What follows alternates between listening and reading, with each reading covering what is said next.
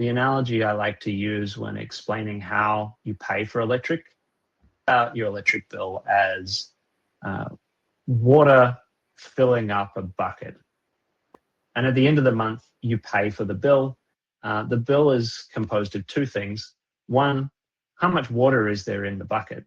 And you have to pay for that. And then the other is, during the month, you might turn the flow rate up and down at the spigot.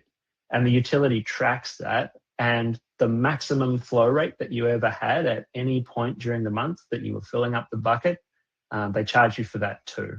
That's your demand charge. It's really based on the peak consumption that you have at any instant moment from the grid. That's those three EV charges all drawing maximum charge all at once.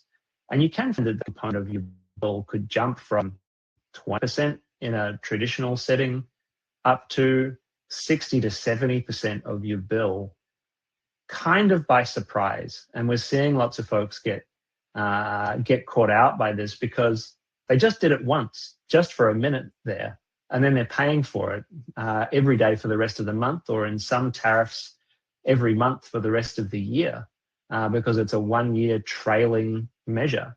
It can get really expensive really quickly. And it's one of the use cases where this relatively new technology of batteries can be a really helpful thing, along with throttling on the demand side and having smart energy management within your property.